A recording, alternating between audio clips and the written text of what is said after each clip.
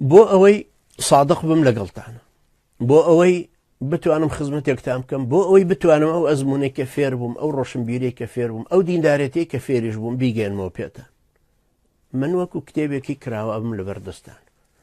هەر یەکێک لە ئێوە تەماشای ژیانی منەکاتەوە، فکری من، دیدی من، تەسەوراتی من، حرەکاتی من، پەروەردەی من، چۆنێتی ژیانی من وەکو کتێبێک ئیستیفادە لەم کتێباکە.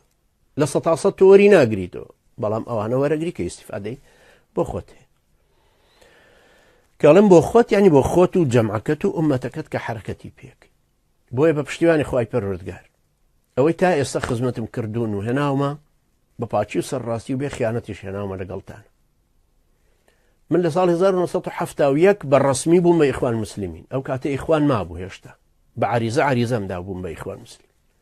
ساڵی 1970 دوای قەسفی هەڵەبجە ئیخوانم بەجێ هێشت و لە 36/1970 هاتنم زوتنەوەی ئیسلامی بۆ دروستکردنی زەمینەیەکی عەقائیدی، مەنهەجی، پشودرێژی پەروەردەکراو کە ئەم بانگەوازە خوایە هەڵگرێ و بتوانێت کورد ڕزگارکە. کوردستانیانەش بیرم کردوەوە لەو کاتش.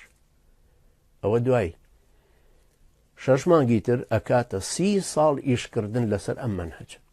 من نەمیستە حیزب دروستکەم، نەوەکو مامۆستا سەلاح حەدی محەممەد بادین، نەوەکو مامۆستا عەلی بادپیریش. حیزب دروستکردن تەکالیفی زۆرە لە کوردستانە، بێ بکەویتە ژەردەستی ئێران، تورکیا یان پارتی وێچێتی، ئەبێ بکەویتە بەردەستیانە. بەڵام ئەگەر زەمینە عەقائیدیە مەنهەجەکە دروست کرد، تۆ ساحەبی مەدرسە فیکرەکەی خەڵکێکی کە بینای حیزبەکەی لەسەرەکە.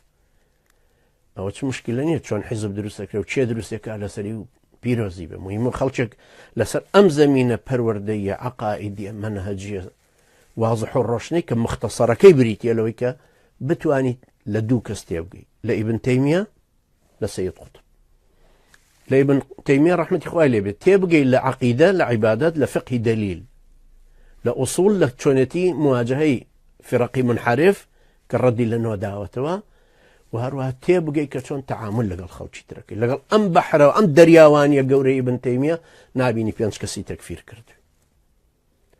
لە هەمان کاتیش سەید قوتب ڕەحمەتی خوای لێ بێت کە مەسەلەی استخلاف و حاکمیت و سیادەتی شەرعەکە ئەبەستێتەوە بە وجودی دینەکە. دەمجکردن و ڕەبتکردنی ئەم دوو پیاوە، مەنهەجی ئەم دوو پیاوە نەزەریەی استخلافەکەت لا ڕۆشنتر ئەکاتەوە کە تۆ بۆچی لەسەر ئەرزشی.